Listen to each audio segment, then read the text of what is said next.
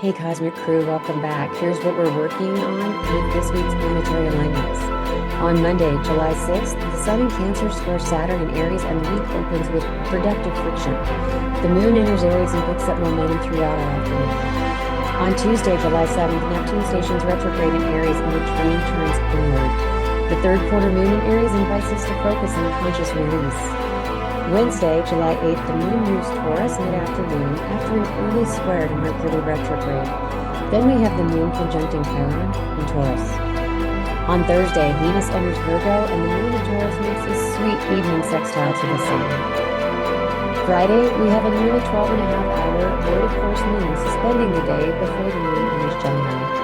Then Venus trines Chiron. Gemini Moon activates Uranus late. On Saturday, July 11th, the Moon conjuncts Mars in Gemini and Mars-Sextile Saturn. Then a longer 25-hour void of course moon begins. Finally, on Sunday, the Moon enters Cancer at 4:46 p.m. The Sun conjuncts Mercury retrograde in Cancer at 7:25 p.m. And the cazimi to end this week for illuminated clarity in this week's Planet 11. Let's jump into your astrological insights with immersive spirit right now.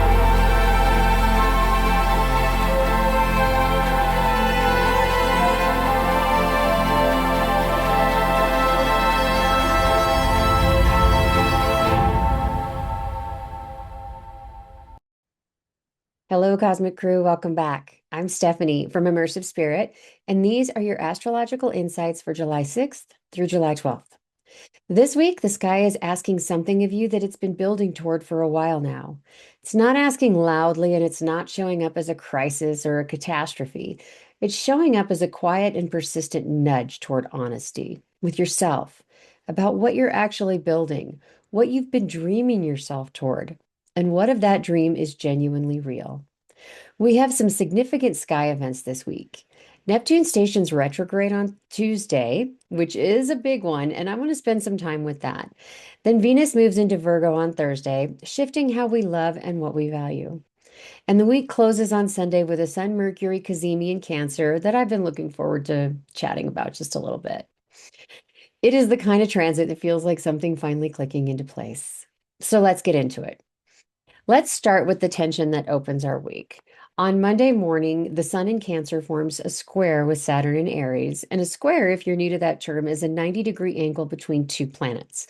It creates a friction, pressure. It's two energies that don't naturally flow, but when they meet, demand something of us. And it's a great learning point. The Sun in Cancer is asking about what we feel, what we protect, what nourishes us. Cancer is the sign of home, of belonging, of emotional truth. Saturn in Aries, on the other hand, is asking about what we're building, what we're committing to, what we're willing to show up for without the safety net of sentiment. When those two planets are squaring off, there's a particular feeling that comes with it. It's like your softness and your obligations are kind of pulling in opposite directions. Maybe like you want to curl inward and be held, but something outside of you is saying, not yet. Show up, commit, decide. And I want to be clear that this friction is not here to break you, right? It's not here to break any of us. It's here to press on what you're made of and to find out what has enough structure underneath of that softness to really hold. That's useful information, and that is sharpening. That's a great sharpening tool for all of us. The good news is that the Moon enters Aries on Monday and spends the rest of that day making supportive aspects. A trine to Jupiter, sextiles to Uranus, Mars, and Pluto, a conjunction with Neptune. So the emotional body really picks up momentum as the day goes on. So you start in friction, you move right through it. Then we have that Neptune station retrograde. This is the one I want to sit with because this is one that will matter most over the coming months because it will go until December. On Tuesday morning, Neptune stations retrograde in Aries, and Neptune is an outer planet. So it's one of the slow-moving giants that shapes cultural currents and collective themes more than individual day-to-day events.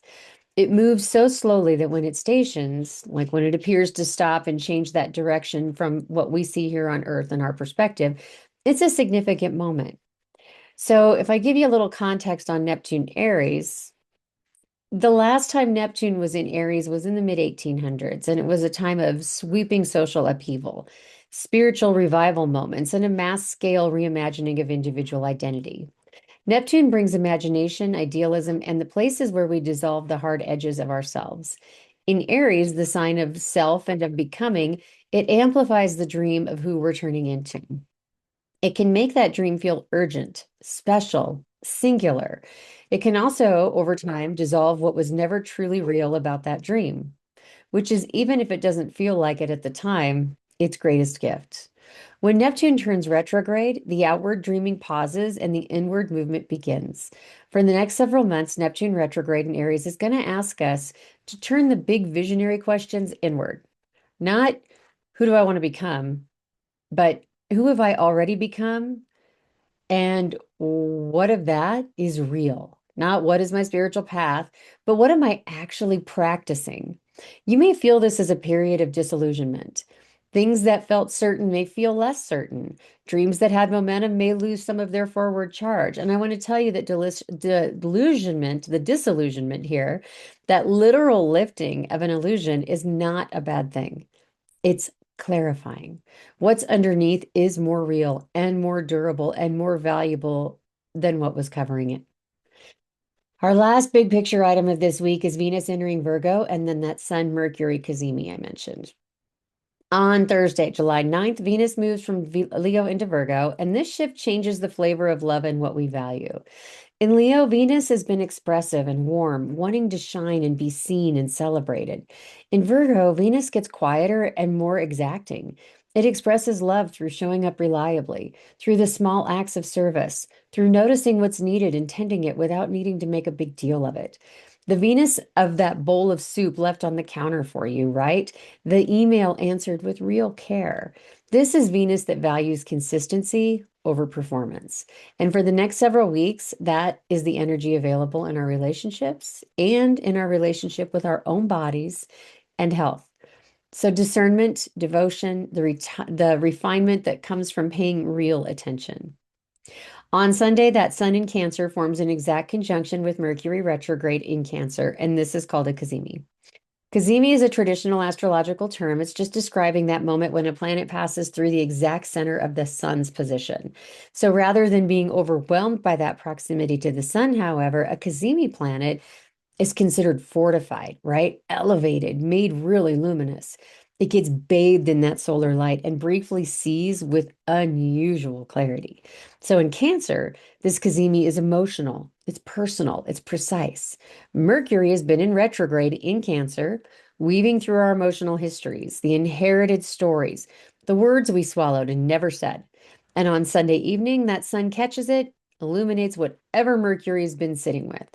So something that's been circling, a realization, a feeling, a knowing, may land with unusual precision. It may arrive quietly, may arrive mid-sentence, but it will feel like, oh, that's it. That is the week's arrival point for us, and everything builds toward that. So we really have that Neptune retrograde and then our cazimi to wrap it up. So let's break this down day by day. On Monday, our week opens before most of us are even awake. The Sun in Cancer squares Saturn in Aries at 4:46 in the morning. And even if you're asleep when it happens, you may feel it when you wake up. It's kind of a low-grade weight, a sense that something is pressing on you before the day has even started. The friction between what you feel and what you're being asked to do or commit to can be real this morning. Don't fight it. Don't try to bypass it. Just let it tell you something. By 9:07 a.m., the moon enters Aries and the emotional register shifts. By late morning, the moon trines Jupiter at 11:40 a.m. and something lifts. There's a buoyancy available here, a sense that the day isn't defined by its difficult opening. The moon continues activating in the afternoon and evening, sextile to Uranus at 4:25 p.m., conjunction with Neptune at 5:11 p.m., sextile to Pluto at 5:47 p.m., sextile to Mars at 7:48 p.m. It's an evening that just wants action, connection, forward motion, right? The emotional body is looking for somewhere to put its energy, and the sky is obliging. Our highs for Monday include the late morning trine to Jupiter through the evening sextile to Mars. It's that momentum building steadily once that moon is in Aries and the moon just finds, and that whole day, I should say, just finds its footing. Our low, that early morning Sun Saturn square. Don't let that pre-dawn wait determine the whole day's story. Our tone overall is that friction that really becomes the fuel for our day. So if Monday was our opening chord, Tuesday is the moment that music just changes key. Neptune stations retrograde in Aries at 4:54 a.m. This is all Mountain Daylight Time. And whether you're asleep or awake at that hour, the quality of the day carries a particular quality. Something that had been reaching outward is now turning quietly inward. It's a tide shifting. You may not be able to name it, but you may feel it as a subtle change in the atmosphere around you, a loosening of something that had been pulling forward with a lot of urgency. The moon in Aries joins Saturn by conjunction at 11:14 a.m. So it's emotionally sobering in a moment of honest gravity.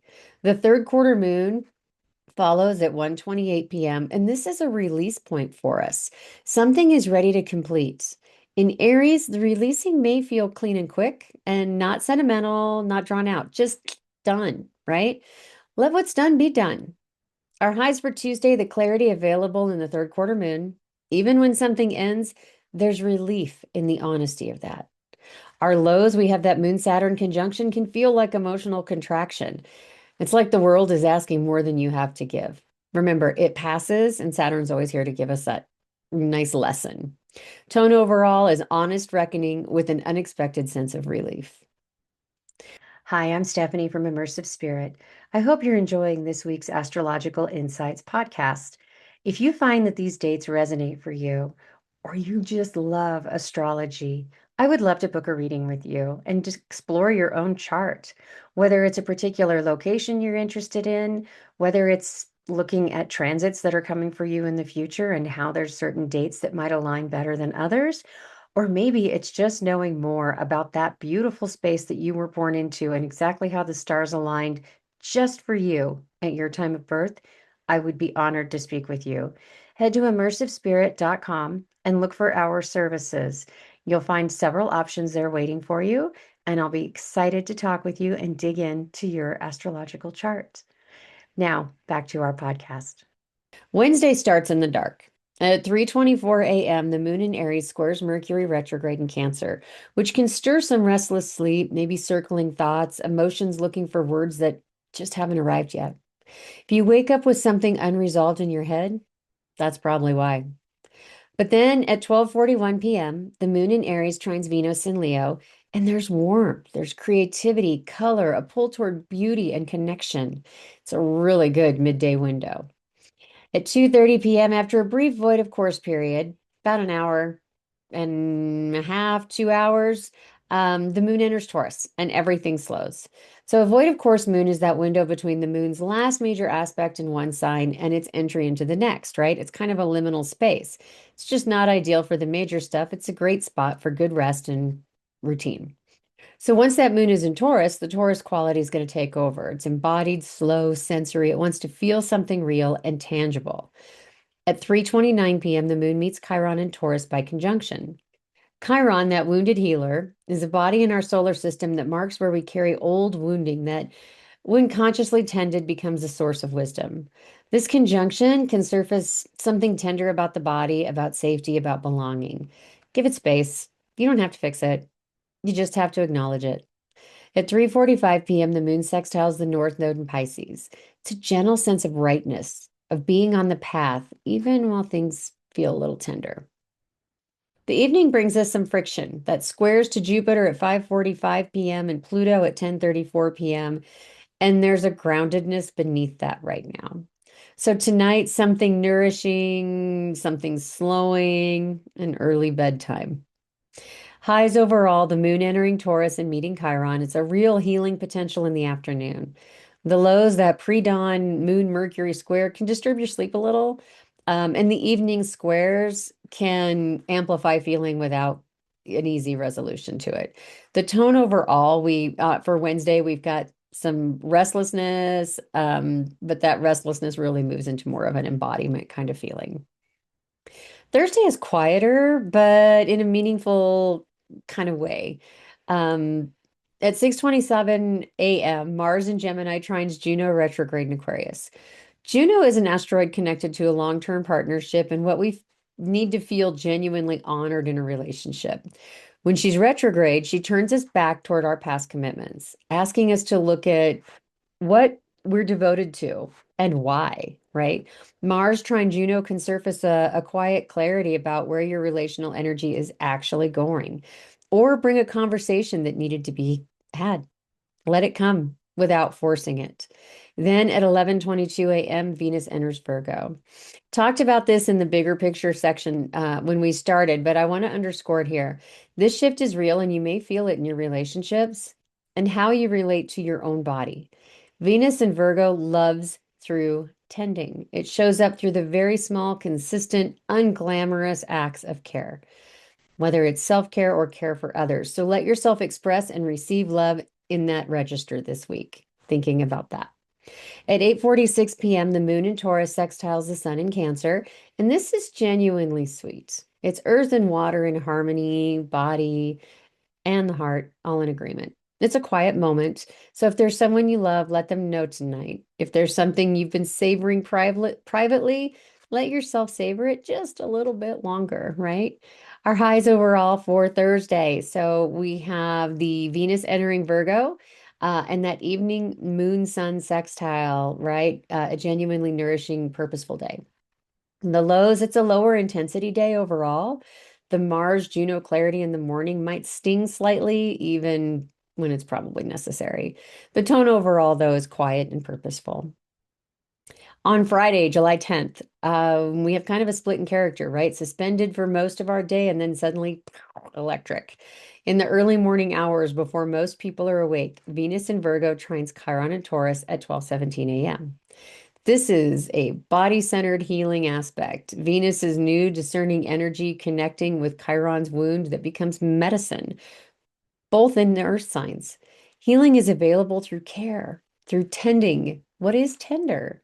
Then at 1:33 a.m., still dark, Venus in Virgo opposes the North Node retrograde in Pisces. It's a 180-degree angle asking, where is comfort and familiarity keeping you from the growth you're actually being called toward? That moon is in Taurus through the morning, then enters a nearly 12 and a half hour void of course period. So if the day feels stalled or kind of in between, that's why. Usually for review, reflection, tending what's already in motion. It's not for necessarily launching anything new. At 3:50 p.m., the North Node in Pisces sextiles Chiron and Taurus, harmonizing the path forward with the wound that teaches, right? So that healing path is the growth path. And then at 4:41 p.m., the moon enters Gemini and the day pivots for us. The next several hours bring that moon conjunct Uranus at 11:30 p.m. and then sextile Neptune retrograde at 11:51 p.m. So the late hours of Friday become mentally electric, curious, fast, inventive. So if you get a flash of insight after 10 p.m., write it down immediately, right? Might be even a good night to stay up just because who knows what's going to come in. Don't trust your memory, write it down because it could be a whole lot of hot, kind of flashy ideas coming through. Our highs overall, the Venus Chiron trine in the early hours and the Gemini moon's electric activation late in our evening. The lows, we have a 12 and a half hour void of course. It's not really a low, it's just kind of a lull, right? Switching between the aspects. So it makes the day feel a little more suspended. Tone overall is liminal at first and then pow, go for it. Saturday morning has a real energy in it. At midnight, the moon in Gemini trines Pluto in Aquarius, and something true surfaces for us, something that has been underneath, and there's really an unusual ease in making space for it. By 7:16 a.m., the moon conjuncts Mars in Gemini. There's drive here, direction, the urge to do and move and express. Use the morning. At 4:11 p.m., Mars in Gemini sextiles Saturn in Aries. And a sextile is a gentle opportunity aspect, right? It's a door already ajar. Mars brings the impulse, Saturn brings the structure. Together, they can help something scattered finally really consolidate. Something you've been circling might finally land. But the moon goes void, of course, at 7:16 a.m. And just after that, the Mars conjunction, and it stays void nearly 25 hours, right? So most of Saturday's afternoon and evening and most of Sunday through 4:46 p.m. exist in that kind of in-between space as the moon is shifting aspects. Other aspects and things are still happening, but the moon has just got that void of course energy. So Saturday evening brings our Sun square Pallas in Aries at 6:04 p.m. Then some friction around strategy and plans that are worth holding loosely. And then we have Mercury retrograde. It's going to square Vesta in Aries at 8:25 p.m. Vesta is our asteroid of sacred devotion, what we're willing to tend with real attention. In Aries, she's devoted to becoming. When Mercury retrograde squares Vesta, there's a questioning. The story you've been telling about your priorities versus what your choices are actually reflecting. It's not a crisis, it's just really rich material, so sit with it. Our highs, we've got that Mars-Saturn sextile in the afternoon. It's real, it's grounded, and it's productive. Lows, we've just got a long void of course, right? Necessarily a low, but we have that Mercury Vesta square can feel like a really uncomfortable mirror. Can we say shadow work? Hello, let's link that in there. Tone overall for Saturday, it's productive morning, contemplative, truly inward afternoon and evening. Then we get to Sunday. We're still wrapping up that void of course until 4:46 p.m. when the moon enters Cancer. And when it does, we can just kind of something exhales, right? Cancer moon is home. It's the archetype of belonging, nourishment, memory, the places and people that made you. The moon is especially comfortable in Cancer. It's its home space, right? And the aspects it makes through the evening are gentle and supportive for this. It's a trine to the North Node in Pisces at 5:26 p.m. A sextile to Chiron in Taurus at 5:48 p.m. A sextile to Venus in Virgo at 10:54 p.m. These are soft threads, really weaving together the week's larger story. Healing is on the right path. The wound is becoming wisdom. It's love. True tending is enough. And then at 7:25 p.m., the sun forms an exact conjunction with Mercury retrograde in Cancer. Again, that cazimi. It's the heart of the sun. So whatever Mercury has been carrying through this retrograde, the emotional histories, the unspoken truths, the circling questions, it's going to get highlighted. In Cancer, this is a moment of emotional precision. Something may land, a realization mid-sentence, a feeling that forms words for the first time, a knowing that has always been there, finally allowed to just be true. So don't over-explain it. Don't analyze it into a million pieces. Just let yourself know what you know, because you know. Our highs on Sunday, it's that Sun Mercury cazimi at 7:25 p.m. It's the week's crown, right? Emotional clarity that arrives quietly and just lands deep. The lows, we've got the continued long void, of course, not really a low, it's just quiet. And that can feel like suspension, right? The suspended waiting. Overall, the tone is pretty quiet, anticipation, and then that deep arrival. So let's zoom out because this week is asking something specific of us from the moment it starts. The Sun Saturn square on Monday says, get honest about what you're actually building. Neptune's retrograde on Tuesday tells us to get honest about what you're dreaming versus what's real. The Mercury retrograde running through the whole week says, go back and feel what you haven't let yourself feel yet. More honesty. And then Sunday arrives in the cazimi, and something that has been circling for weeks, maybe longer, finally lands, right? Getting honest. I think that's what this week is really all about. It's not the friction, it's not even the release. It's about what happens when you stop protecting yourself from what you already know. When you let that clarity in rather than keeping it at a comfortable distance. And Neptune is retrograde now for months ahead. So there's no reason to be afraid. It's an invitation. It's an invitation to go inward and to find out what's actually there, what remains when the dreaming just quiets down so that you can really tackle it, what you're really and truly actually building when no one's paying attention, no one else is watching. You really might be surprised. Here's what I'd love for you to sit with this week and then come share in the comments here or in our community. If Neptune's retrograde is asking the dream to go inward for the next several months, what would it mean for you to invest more deeply in an inner practice of becoming rather than an outward expression of it? Might be a little deep, but think about that, right? I'll say it again. If Neptune's retrograde is asking the dream to go inward for the next several months, what would it mean for you to invest more deeply in an inner practice of becoming rather than an outward expression of it? And there you go. Come tell us in the town square. Our town square community is free the whole first 30 days because we want you to take advantage of our live workshops, right? I mean, we have sometimes there's group Reiki, we always have intuitive development series, our creative pathways, we have multiple lunar sessions happening. All of it you are welcome to for your 30-day free trial. And after that, it's only 11 bucks a month, and you still keep all of that. Plus, you have a huge discount to our services like readings and astrological charts, intuitive readings. We've got discounts to our courses. We have some courses that are included for free, daily prompts for your journaling that are astrologically based, right? So that it's focused in the sign. So when you're sitting here, my fellow cosmic friend, my stargazer, this is going to be the space that you love. So I would love to see you there and love to see some comments. So please, immersive-spirit.com and join our community. I would love to see you there. And that's it for this week.